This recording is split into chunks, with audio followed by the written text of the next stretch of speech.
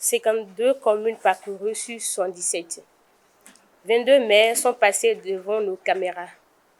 3 députés ont été reçus en entretien, 3 préfets de département, 3 directeurs départementaux, une présidente communale des OSC.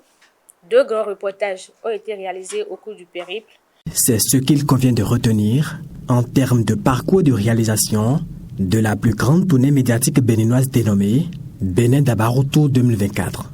Initiée par Barnaba Sorokouman, promoteur du groupe de presse Dabarou et son équipe, cette tournée nationale qui, à sa 4e édition, vise à rencontrer et échanger avec les autorités à divers niveaux autour d'une thématique: prévention de l'extrémisme violent et renforcement de la cohésion sociale au Bénin.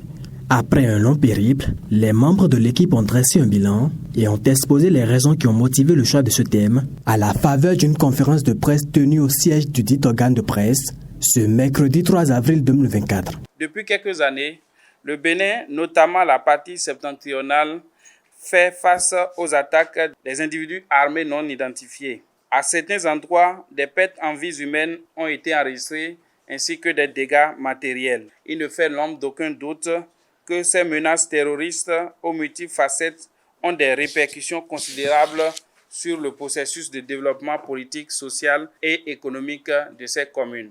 Outre l'extrémisme violent, les conflits entre agriculteurs et éleveurs restent l'autre phénomène qui met à mal la cohésion sociale dans les communes.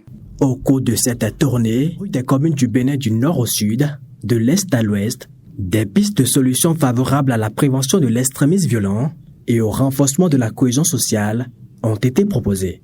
Il faut croire que chacun est appelé à mettre la main à la pâte.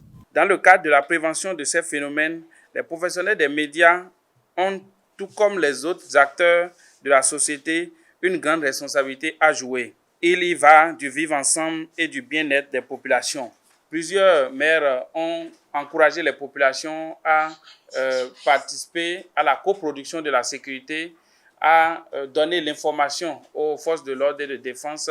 Et selon eux, ça fait partie des moyens les plus sûrs pour lutter contre l'extrémisme violent. Pour ce qui est de la cohésion sociale, nous retenons qu'elle est de mise dans toutes les communes du Bénin. À cet effet, les autorités encouragent le gouvernement à accélérer la mise en œuvre du projet de sédentarisation des éleveurs. Le parcours de 52 communes par l'équipe sur les 77 que compte le Bénin est dû à l'indisponibilité de certaines autorités communales, à la non-réception des courriers par des responsables d'autres localités et aussi à l'impraticabilité de certaines routes. Pour l'initiateur du projet Barnaba Sorokouman, il y a de quoi se réjouir du bilan de cette tournée médiatique qui a démarré le 19 février et a pris fin le 26 mars 2024.